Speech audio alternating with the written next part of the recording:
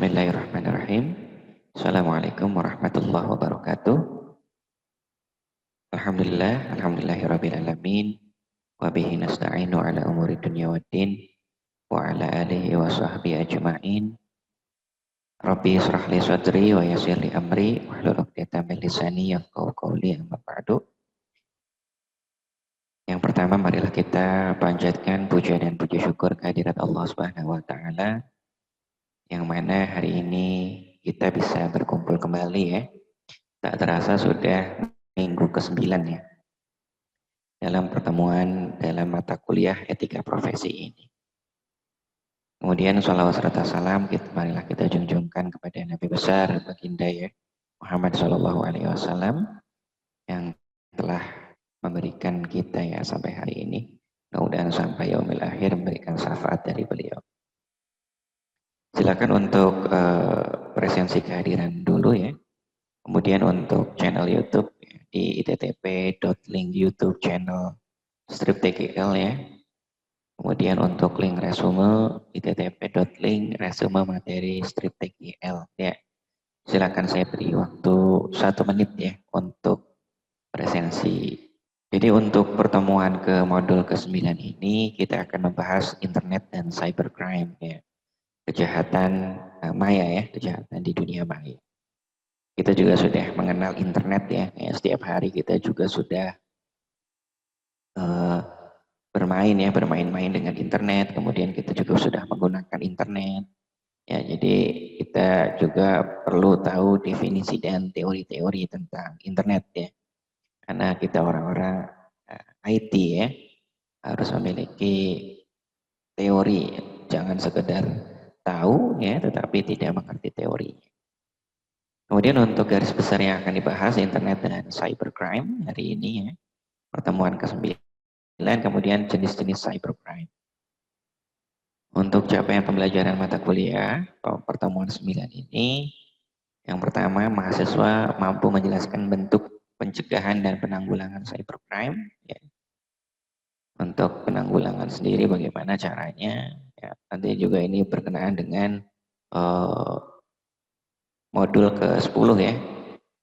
Modul 10. Ini juga nanti berkenaan dengan bagaimana upaya pencegahan. Kalau ini bentuk pencegahannya, nanti upaya pencegahannya di modul 10. Untuk indikatornya sendiri, ketepatan mahasiswa dalam menjelaskan permasalahan etika yang menyangkut cybercrime ya.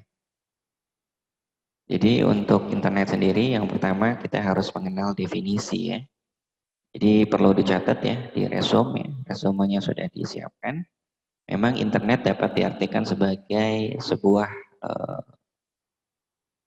hubungan antara satu komputer dengan komputer yang lain secara luas ya, secara besar.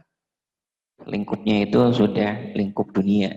Karena internet itu, ini definisi dari internet, di mana menghubungkan antara satu komputer ya di negara lain atau di lokasi lain dengan komputer yang lain di beberapa negara atau seluruh dunia, di mana di dalamnya terdapat berbagai sumber daya informasi, mulai dari statis hingga dinamisnya untuk berinteraktif ya. Itu definisi internet yang kita tahu, yang kita harus ketahui. Kemudian untuk sejarah internet juga, kita juga sudah di modul sebelumnya ya. Sejarah internet memang kita ketahui dimulai pada tahun 1969 ya. Itu ketika Departemen Pertahanan Amerika ya, Defense Advanced Research Project Agency atau DARPA ya, memutuskan mengadakan penelitian ya. Penelitian tentang bagaimana caranya menghubungkan sejumlah komputer sehingga membentuk jaringan organik ya. Itu dimulai tahun 1969 ya. Kalau tidak salah itu di modul 7, kalian bisa buka ya. Modul 7 di slide pertama ya, tentang internet. Kemudian untuk manfaatnya sendiri, secara umum ada banyak manfaat ya yang dapat diperoleh apabila memang kita berselancar di dunia internet ya, atau mengakses di internet. Yang pertama memang manfaat dari internet itu adalah informasi untuk kehidupan pribadi ya. Ya, kita bisa mengetahui informasi-informasi baik tentang misalkan kalian hobi ya, misalkan hobinya bola ya berarti kita bisa cepat ya, up to date untuk mengetahui informasi-informasi tentang bola ya, khususnya klub ya, klub kita yang kita banggakan atau kita cintai. Kemudian tentang kesehatan juga tentang update kesehatan. Kemudian rekreasi, informasi-informasi rekreasi, sains, teknologi, perdagangan, kemudian apalagi misalkan rohani, ya, keagamaan. Kemudian untuk yang kedua informasi tentang kehidupan profesional, ya karena kita orang-orang sains ya, orang-orang teknologi berarti kita akan mengetahui tentang teknologi, update teknologi, kemudian komoditas, saham, asosiasi bisnis ya, asosiasi profesi. Kemudian kita juga bisa melakukan perkuliahan daring ya, seperti ini, itu manfaatnya banyak sekali ya, internet itu. Ada yang paling interest ya, yang paling interesting itu sangat menarik ialah kita bisa mengikuti keanggotaan ya, atau forum-forum ya, mengenai apa saja, misalkan tentang data science, kita misalkan orang-orang data science, kemudian informatika, kemudian ekonomi ya, kita bisa ikut forum-forum seperti itu yang paling menarik ya, memberikan wawasan secara luas tentang informasi atau pengetahuan yang kita perdalam ya, yang kita perdalam. Itulah manfaat dari internet. Kemudian kebutuhan alat pendukung internet ya kita ketahui sendiri ya. Salah satunya adalah komputer ya. Komputer dengan persyaratan minimal ya, minimal kita harus tahu ya, persyaratannya itu prosesor ya, kita harus punya prosesor ya, minimal tuh 486 ya. 486 kemudian RAM-nya 16 MB ya. Kemudian hard disk juga harus mumpuni ya. Kemudian untuk operating sistemnya ya paling minimal ya. Windows apa namanya? Kalau kita dulu itu ada namanya Windows Windows XP ya, Windows XP ya. Windows XP itu mudah-mudahan itu masih kalian ingat ya. Pertama kali mungkin kalian apa namanya? Menggunakan internet itu menggunakan Windows XP ya. Kemudian kita juga yang kedua kita butuh selain komputer ya, PC maupun laptop, kita juga butuh modem ya, kebutuhan untuk mendukung internet modem. Jadi untuk mengeluarkan sinyal analog ya, sedangkan CPU ya, atau laptop itu menghasilkan sinyal digital. Jadi modem itu mengeluarkan sinyal analog. Untuk mengirimkan sinyal digital ya, diperlukan modem ya, yang berfungsi untuk merubah sinyal digital menjadi sinyal analog ataupun sebaliknya. Jadi memang standar minimal modem juga kita harus tahu ya. Yang diperlukan itu 14,4 kbps itu yang paling minimal. Untuk sekarang saat ini memang komputer kini banyak melengkapi dirinya ya dengan internal modem. Artinya modem tersebut sudah merupakan satu bagian dari komputer itu sendiri. Dengan adanya internal modem ini, pemakaian komputer tidak perlu mengadakan modem eksternal atau tambahan untuk terkoneksi dengan internet. Kemudian ada saluran telepon ya. Saluran telepon ini berfungsi untuk menyalurkan data ya yang telah dirubah oleh modem ya dalam bentuk sinyal analog menjadi sinyal digital ataupun sebaliknya. Dengan adanya saluran telepon ya, komputer dapat mengirimkan pesan ya, baik email ya, baik suara, kemudian apalagi surat elektronik, kemudian teks ya, teks dan lain-lain. Kemudian kita juga butuh provider ya, provider seperti Indosat ya. Kalau kita orang Telkom ya pakai Telkomsel ya. Jangan lupa provider kita Telkomsel gitu ya, karena kita ya, di bawah naungan Telkom ya, kampus Telkom. Jadi memang provider itu adalah menjadi salah satu provider ya, provider sebuah perusahaan yang melayani internet ya, yang menghubungkan komputer kita ke dunia maya. Ya. Beberapa perusahaan yang bergerak di bidang provider ini banyak ya. Tadi selain Telkomsel itu ada Indosat, Visonet kalau nggak salah Visonet ya, Wasantranet, kemudian Idola ya, Tri ya, kemudian XL Axia, itu udah banyak sekali ya provider. Kemudian kita harus juga tahu di internet itu ada namanya aplikasi internet ya, aplikasi internet yang sudah familiar yang kita gunakan ya. Jadi memang untuk menyediakan aplikasi internet yang digunakan oleh pemakai, contohnya yang paling utama adalah email ya. Di mana email itu adalah identitas kita seperti identitas kita di dunia maya ya. Jadi memang email atau kita kenal dengan mail elektronik ya, adalah fasilitas internet yang memungkinkan seseorang mengirim, ya, menerima, mentransmisikan secara elektronik ya. Email ini sangat populer sekali ya, mempunyai banyak kelebihan sebagai salah satunya ya, sebagai surat elektronik ya, yang dikirimkan untuk waktu yang relatif lebih cepat dibandingkan lewat pos ya, lewat konvensional melalui pos ya. Itu juga banyak ya, saat ini sudah pos itu manfaatnya sudah tidak hanya mengirimkan surat ya, akhirnya tergeser dengan kemajuan zaman.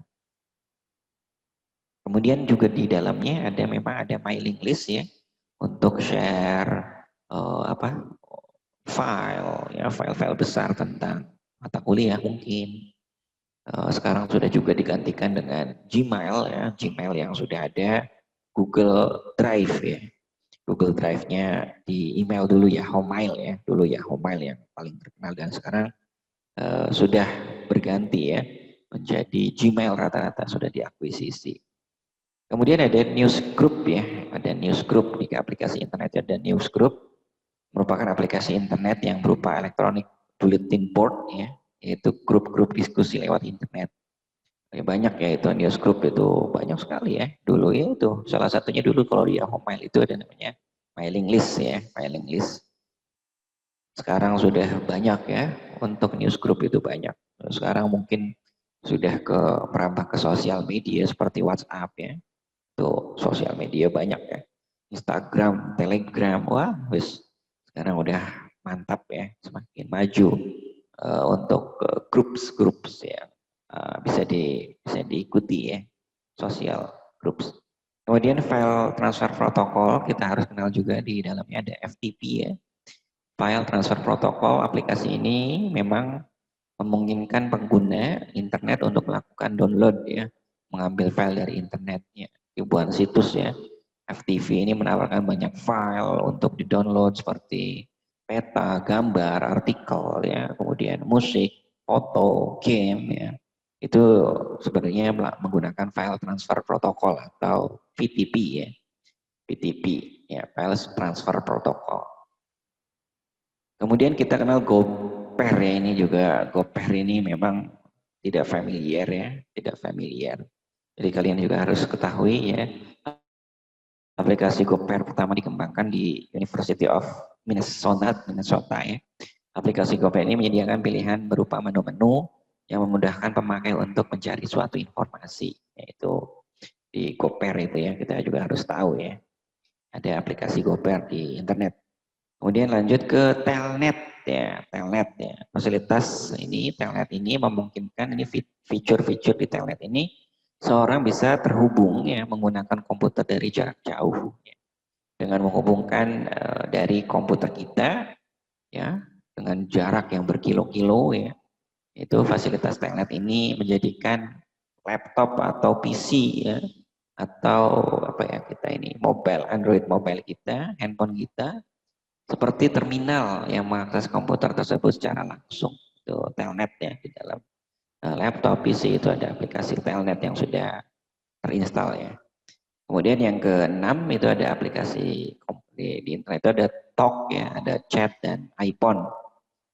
Talk atau chat dan iPhone memungkinkan jadi kita ini memakai internet untuk berkomunikasi secara langsung atau direct.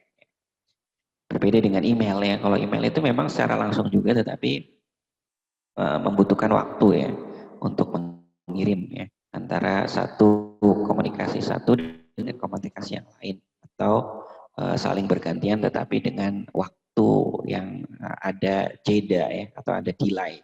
Walaupun dari sana misalkan email mengirimkan dengan membalas cepat ya, berarti itu langsung kita terima ya surat elektronik. Tapi kalau dengan talk, chat ya, iPhone ini bisa langsung ya, langsung direct antara user dengan user yang lain, atau user dengan user yang lain dalam satu grup ya. Kemudian ada yang terakhir, ada www ya, 3W atau World Wide Web ya. World Wide Web dikenal juga dengan nama www atau 3W atau W3 ya, dikembangkan pada tahun 1990 di CERN, Laboratorium Fisika Partikel di Swiss. Jangan lupa, kita sering ngomong, oh yuk kita ke apa namanya, linknya di www gitu ya, 3W bla bla bla. Nah itu sebenarnya itu adalah hasil ya, hasil dari laboratorium CERN di Swiss. Ada dua hal yang khusus yang harus kita bedakan. Ya, kita juga harus tahu. Yang pertama adalah informasi di 3W dapat ditampilkan dalam bentuk multimedia yang berupa grafik, suara, video, ya. Kemudian tulisan. Kemudian yang kedua adalah ditampilkan 3W dengan link atau hypertext ya. Hypertext kita tahu sendiri bahwa teks yang ditampilkan dengan font yang berbeda, misalkan dengan huruf miring, kemudian garis bawah, underline, kemudian bold ya. Dokumen berisi hypertext dibuat menggunakan hypertext markup language HTML, atau kita kenal dengan HTML. Ya. Seorang yang ingin menggunakan 3W itu memerlukan suatu program yang disebut dengan browser. Ya. Kalau kita mau buka hypertext text markup language atau HTML, kita harus memiliki aplikasi browser juga di laptop atau PC kita atau di handphone kita ya. Oke, kemudian kita lanjut ya untuk web situs ya. Kita kenal dengan tadi sudah menggunakan browser ya dan mengenal dengan 3W. Kemudian kita juga harus mengetahui web situs. Untuk definisi sendiri adalah situs sendiri atau web ya, dapat diartikan sebagai apa ya, kumpulan halaman-halaman yang digunakan menampilkan informasi baik berupa gambar gerak, kemudian suara, kemudian gabungan ya dari gambar-gambar atau dari icon-icon ya, yang semuanya itu bersifat statis ya maupun dinamis yang membentuk sebuah rangkaian ya, bangunan atau sebuah susunan ya, susunan yang saling terkait di mana masing-masing dihubungkan dengan link-link tersebut ya. Kemudian kita juga harus tahu variabel ya, variabel web situs apa saja sih yang mendukung variabel-variabel apa saja. Jadi memang kalau kita mengenal sebuah situs atau web ya, sebuah situs atau web itu sebenarnya terdapat beberapa variabel ya untuk menghasilkan sebuah web ya. Jadi memang situs atau web itu berjalan dengan baik ya, harusnya sesuai dengan harapan. Variabel-variabel yang harus ada dalam sebuah situs atau web ya, yang memang yang pertama adalah sebuah domainnya. Domain ya, domain name atau kita sebut dengan alamat permanen sebuah situs atau web di dunia internet. Jadi memang itu juga kalau kita di dunia nyata ya, di dunia nyata itu kita punya alamat ya, tempat tinggal. Itu disebut dengan domain ya. Yang digunakan untuk mengidentifikasi sebuah web ya yang kita miliki, di mana alamat yang di internet itu memiliki istilah ya, atau kita kenal dengan URL ya, URL. Misalkan kalau Yahoo itu www.yahoo.com ya. Kalau misalkan kita punya ya memiliki domain name-nya itu Yahoo ya, tanpa www ya. Jadi memang ada beberapa juga nama domain yang dapat kita pilih ya sesuai dengan keinginan. Contohnya misalkan ada disebut dengan generic domain. Kita harus tahu juga ini pembagian domainnya. Jadi pembagian domainnya dengan generic domain itu contohnya itu .com ya, .com, .net, .org ya. Ya, jadi kita com itu internasional ya levelnya. .net ya, network, .org, organization, .edu, .education yang kita harus tahu itu, .mile atau .gov ya, government ya. Jadi jenis domain ini juga ini adalah generic domain adalah top level domain ya. Ya, tidak berafiliasi dengan negara sehingga siapapun dapat mendaftar ya untuk domain-domain tersebut ya. .com, .net ya, .gov, .mile ya. Itu domain-domainnya tidak berafiliasi dengan negara. Kemudian ada domain name-nya itu yang kedua adalah country specific domain. Ya. Jadi domain ini berkaitan dengan dua huruf ya, ekstensi dan sering juga disebut dengan second level domain. Jadi kalau yang pertama itu generic domain itu level yang paling tinggi ya, tidak terikat atau berafiliasi dengan suatu negara. Kalau country specific domain itu adalah di level kedua ya. Level kedua atau second level. Domainnya itu contoh ini .id ya. .id itu menandakan negara Indonesia. Kemudian .au itu menandakan negara Australia. Kemudian .jp ya, itu menandakan negara Jepang. Kemudian Malaysia.my ya, Malaysia. Ya itu untuk country specific domain.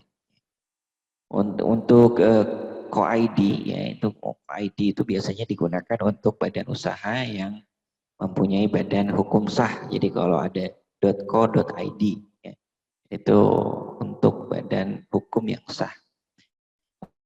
Kemudian untuk .ac.id itu biasanya akademi ya, AC itu akademi, biasanya itu di pendidikan. Kemudian .go.id biasanya itu pemerintahan, government. .mile itu khusus lembaga militer ya, Republik Indonesia. .mile.id, ID itu menandakan Indonesia ya, itu domain untuk Indonesia. Kemudian .or.id ya, itu organisasi di Indonesia. Kemudian .war.net.id itu warung internet Indonesia, warung internetnya. .war.net itu kita harus membedakan ya, harus bisa membedakan. Kemudian .sch.id itu untuk pendidikan seperti SD, SMP, dan SMU. Ya. Itu harus kita bedakan. Kemudian .web.id ya, ditujukan untuk badan usaha, organisasi, ataupun perseorangan yang melakukan kegiatan di World Wide Web atau 3W. Itu kita harus tahu domain-domain tersebut ya. Kemudian untuk level 3 ya, third second, ada yang kita juga harus tahu ya, untuk di web itu ada namanya script atau bahasa program. Bahasa program yang kita kenal adalah bahasa yang digunakan untuk menerjemahkan ya, menerjemahkan sebuah pendukung ya, sebuah pendukung situs yang dapat diakses ya. Jenis script yang menentukan statis ya atau dinamis atau interaktifnya sebuah situs. Semakin banyak ragam script yang digunakan maka akan terlihat situs semakin dinamis ya. Dan interaktif serta terlihat bagus ya, terlihat tampilannya itu user friendly. Jadi untuk script sendiri, untuk desain script sendiri ada yang disebut dengan HTML ya di dalam 3W, di dalam www ya. Ada HTML, kemudian ada ASP, ada PHP, ya. Kemudian ada JSP, kemudian JavaScript, Java Applet untuk sebagainya. Itu bahasa-bahasa dasar ya, bahasa programan dasar untuk membangun sebuah situs ya. Biasanya kita dasarnya yang paling dasar itu kita gunakan HTML ya. Kemudian untuk desain web ya, setelah melakukan script ya, kita mengetahui script itu ada desain web. Jadi memang setelah melakukan penyewaan domain, hosting, serta penguasaan script, unsur situs yang paling penting juga ya, ada namanya unsur desain. Ya. Desain web ya, memang sangat menentukan ya kualitas dan keindahan ya, seni sebuah situs ya. Desain sangat berpengaruh kepada penilaian ya sebenarnya, penilaian pengunjung ya, yang akan bagus tidaknya sebuah website ya. Kemudian untuk membuat situs biasanya dapat dilakukan sendiri atau kita menyewa jasa web designer ya di kota-kota besar, terutama ya di kota besar. Dan perlu kita ketahui sebuah kualitas web itu sangat ditentukan oleh sebuah desain ya, yang menjadikan user friendly ya, dapat digunakan dan mudah dieksekusi ya. Ya, kemudian hosting, kemudian bahasa programan, desain web kita sudah, kemudian publikasi ya, publikasi. Jadi keberadaan situs tidak ada gunanya ya jika kita memiliki situs atau desainnya, webnya sudah bagus, desainnya, skripnya sudah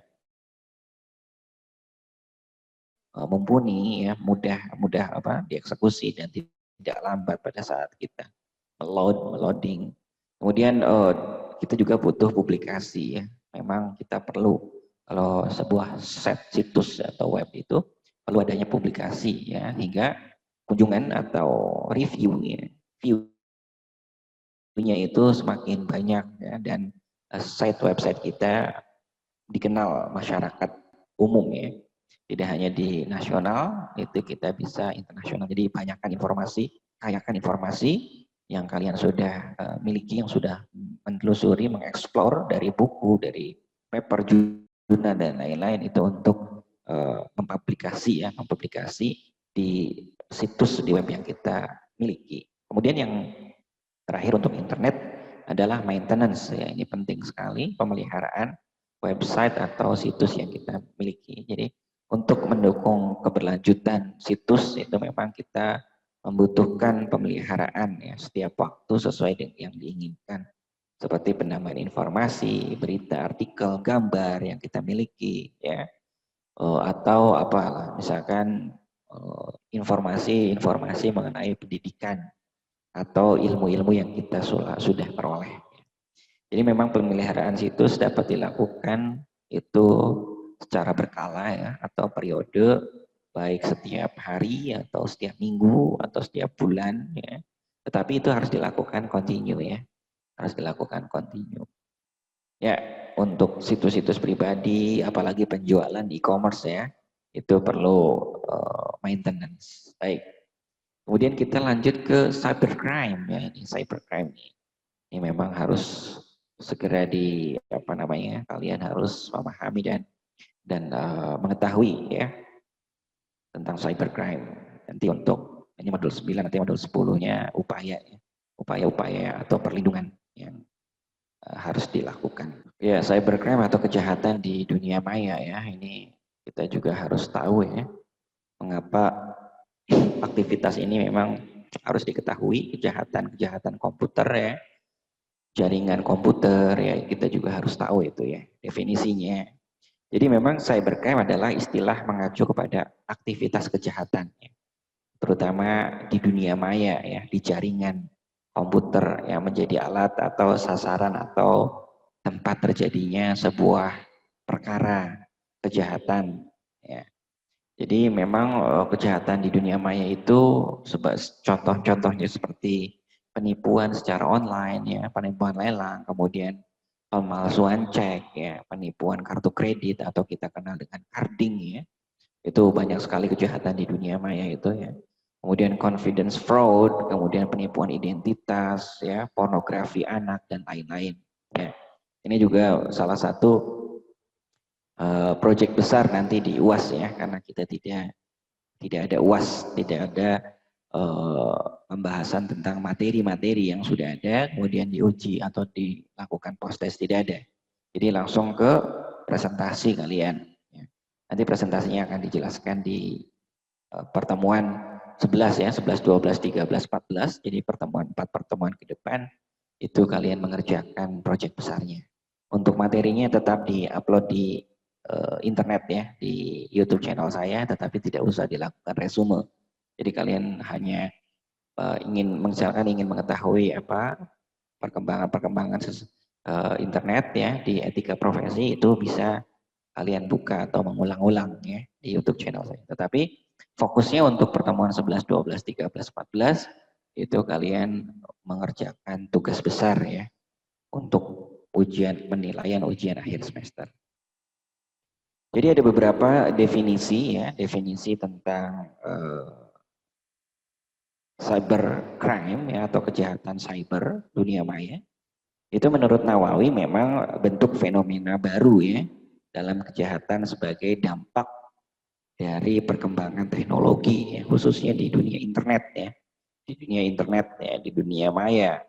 Jadi memang beberapa informasi tentang kejahatan menurut Nawawi itu jenis kejahatan baru ini seperti cyberspace ya, atau virtual space offense ya, dimensi baru dari high tech crime, ya. Transactional crime, kemudian white collar crime, ya itu menurut Nawawi. Ya. Memang secara hukum di Indonesia telah memiliki undang-undang ya, undang-undang khusus menyangkut kejahatan cybercrime ini ya, dunia maya itu.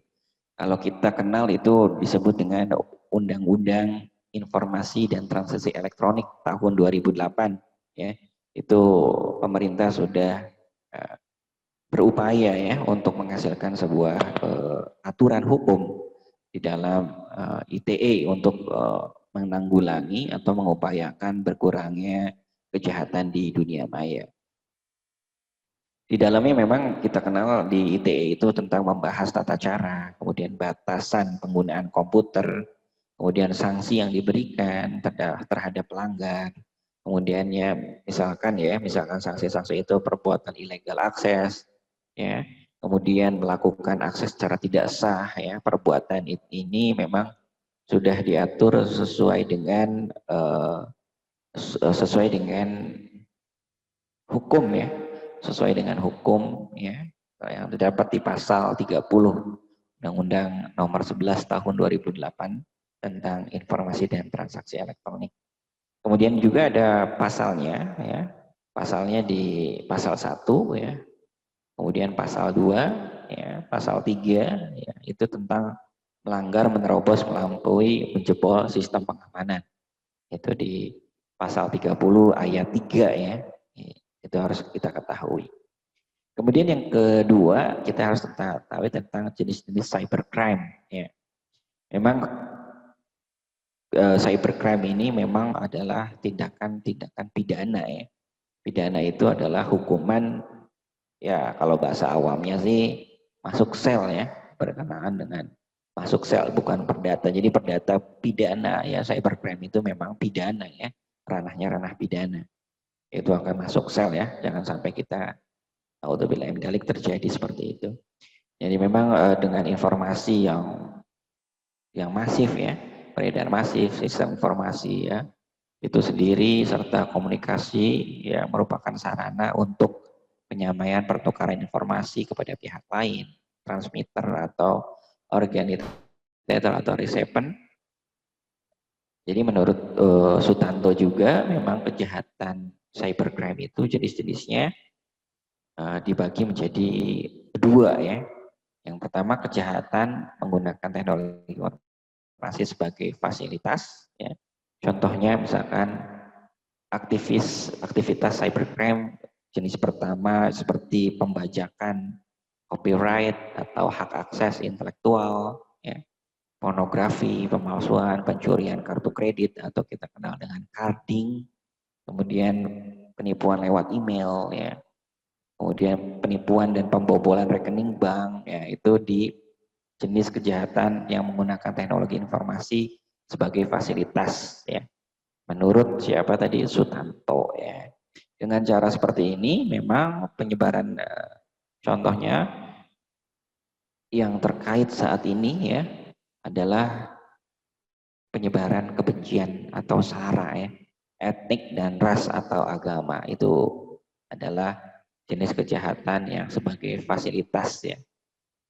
Ya, kemudian penyebaran obat terlarang melalui email, kemudian transaksi seks ya itu naudzubillah dan dalik ya, jangan sampai terjadi. Ya, untuk yang kedua jenis cybercrime ya adalah kejahatan yang menjadikan sistem dan fasilitas teknologi sebagai sasaran. Yang pertama sebagai fasilitas, yang kedua sebagai sasaran. Jadi cybercrime ini, kejahatan dunia maya ini adalah bukan memanfaatkan komputer dan internet sebagai media atau sarana tindak pidana, melainkan menjadi sebagai sasaran. Ya. Contoh dari jenis-jenis tindakan kejahatan antara lain pengaksesan ke suatu sistem secara ilegal atau hacking. Ya. Jadi hacking itu cybercrime sebagai sasaran, bukan sebagai fasilitas. Jadi merupakan perusakan situs, ya, internet, server, data cracking, serta defecting. Ya, itu. Kemudian untuk menurut Freddy Harris, cybercrime merupakan suatu tindakan pidana ya, dengan karakteristik sebagai berikut. Jadi ada 3 karakteristik ya cybercrime menurut Freddy Harris.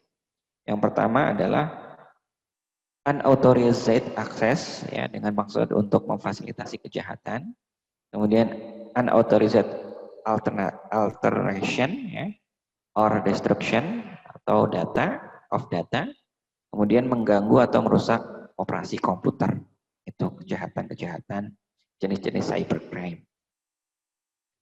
Setelah kita mengetahui jenis-jenis cybercrime dan karakteristiknya, kita juga harus mengetahui kualifikasi cybercrime. Ya, kualifikasinya seperti apa nih kualifikasi? Jadi kualifikasi kejahatan di dunia maya atau kita kenal dengan cybercrime, kalau kita melihat ya merujuk kepada Nawawi Arif, jadi kualifikasi menurut cybercrime 21 Budapest Hongaria itu dibagi beberapa bagian. Yang pertama illegal access ya, itu sengaja memasuki atau mengakses sistem komputer tanpa hak.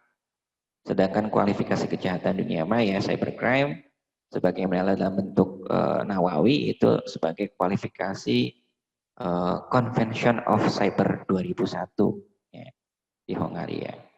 Ada beberapa jenis. Yang pertama adalah illegal interception, yaitu sengaja dan tanpa hak mendengar atau menangkap secara diam-diam ya, pengiriman dan pemancaran komputer yang bersifat publik. Kemudian untuk kedua adalah data interference ya, interference yaitu sengaja atau tanpa hak melakukan perusakan, ya, penghapusan, perubahan atau penghapusan data komputer. Kemudian yang ketiga adalah sistem interference, yaitu sengaja melakukan gangguan atau rintangan serius tanpa hak ya, terhadap fungsi sebuah komputer. Kemudian ada misuse of device ya, penyalahgunaan perlengkapan komputer. Kemudian komputer related forgery, pemalsuan ya. Kemudian komputer related fraud ya, penipuan dengan sengaja dan tanpa hak ya, menyebabkan hilangnya atau kerugian terhadap orang lain. Kemudian ada content related offense atau delik-delik yang berhubungan dengan pornografi atau kejahatan pornografi pada anak di dunia maya. Kemudian ada offense related of infringement of copyright and related right. Kemudian delik-delik yang mengacu kepada hak ya cipta atau hak kekayaan intelektual. Itu kejahatan atau kualifikasi cybercrime. Kemudian kita harus mengenal tentang forensik ya. Forensik ini dunia forensik juga ada mungkin mata kuliah ini. Jadi kita memang forensik merupakan salah satu cabang bidang forensik paling mudah di antara beberapa bidang forensik lainnya. Digital forensik ya merupakan salah satu cabang ilmu forensik yang berhubungan dengan bukti hukum ya yang ditemukan dalam komputer. maupun media penyimpanan secara digital, yaitu digital forensik.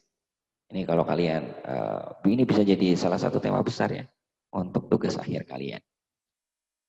Kemudian ada digital forensik ya, tadi untuk forensik, kemudian digital forensik tadi sudah dijelaskan.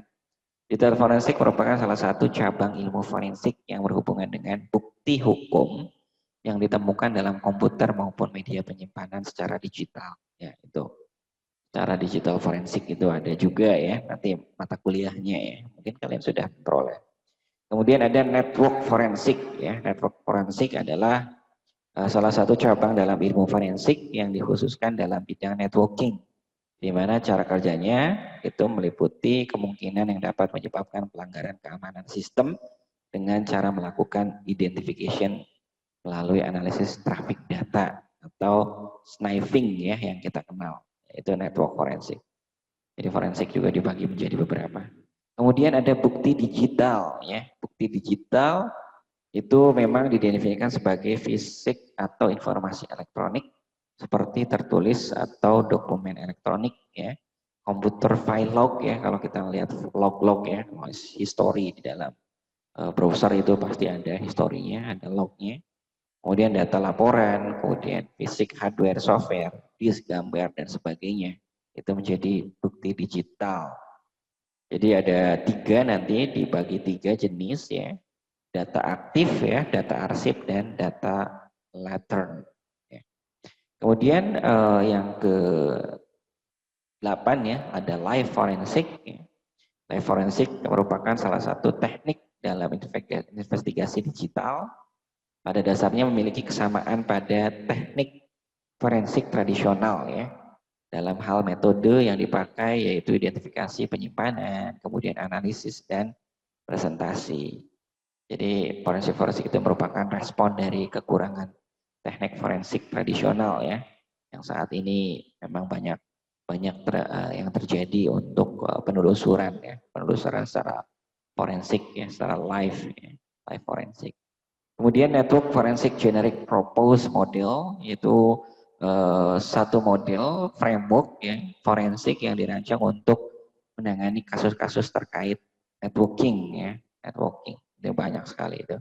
Jadi khusus networking forensic network itu bisa dilakukan menggunakan network forensik di generic purpose model. Itu ada tahapannya ya. Ada tahapannya, ada modelnya untuk mensiasati atau memberikan solusi terhadap network forensik. Kemudian wireless LAN, kita harus tahu juga wireless LAN ini merupakan sekumpulan komputer yang saling berhubungan ya, satu dengan yang lainnya, sehingga terbentuk sebuah jaringan komputer menggunakan media atau medianya itu misalkan gelombang udara sebagai jalur lintas datanya. Itu untuk wireless LAN. Kemudian access point ya. Access point adalah biasanya itu pada WLAN ya, wireless LAN itu access point itu terhubung dengan jaringan LAN melalui kabel atau WiFi ya, WiFi access point. Memang access point itu fungsinya untuk mengirim dan menerima data sebagai buffer data antara lain WLAN dengan wired LAN. Kemudian extension point ya. Extension point itu mengatasi berbagai problem khususnya topologi jaringan ya. Topologi jaringan, misalkan ada topologi ring, ada topologi star ya. Itu extension point. Kemudian wireless card ya, itu teknologi yang digunakan untuk mentransmisikan data pada jaringan komputer lokal tanpa penggunaan kabel atau yang disebut dengan jaringan nirkabel ya, itu wireless LAN. Ya, itu juga ada spesifikasi WiFi-nya juga ya. Ada kecepatannya, frekuensinya, kemudian berapa cocoknya di bandwidth berapa. Kemudian kita kenal dengan EFIL ya, EFIL Twin ya. EFIL Twin ini juga merupakan salah satu cara ya, salah satu jenis ya, serangan rogue pada access point atau WiFi phishing ya. Itu juga kalian harus ketahui ya. Untuk selanjutnya ada man in the middle attack ya. Man in the middle attack atau MITM merupakan salah satu jenis serangan yang berbahaya karena serangan ini dapat terjadi di berbagai media informasi seperti website. Ya, hati-hati terhadap serangan man in the middle attack, yaitu harus kita ketahui solusi-solusinya. Kemudian acrylic wifi. Acrylic wifi adalah software wifi sebagai analyzer yang digunakan untuk mengidentifikasi jaluran akses dan saluran wifi. Ya, jadi man in the middle attack itu bisa juga kalian ya memberikan acrylic wifi ya sebagai software analyzer apakah ada serangan atau tidak. Selain itu juga kalian bisa menggunakan Wireshark ya, merupakan salah satu software monitoring jaringan yang biasanya digunakan para administrator jaringan untuk mengcapture, menganalisis kinerja jaringan. Kemudian ada Chelam ya, ini yang terakhir Chelam. Chelam merupakan salah satu open source yang masih dikembangkan berbasis Windows ya, yang dapat merugikan dari segi user ya, tanpa perlu menggunakan wireless monitoring untuk melakukan pendeteksian aktif sebagai wireless yang berbahaya. Ya, jadi itu di cybercrime ya, di dunia cybercrime. Ya, terima kasih. Apabila ada bertanya, kalian bisa langsung hubungi saya saja. Terima kasih. Mohon maaf apabila ada kata-kata saya yang salah. Billahi taufiq wal hidayah. Wassalamualaikum warahmatullahi wabarakatuh.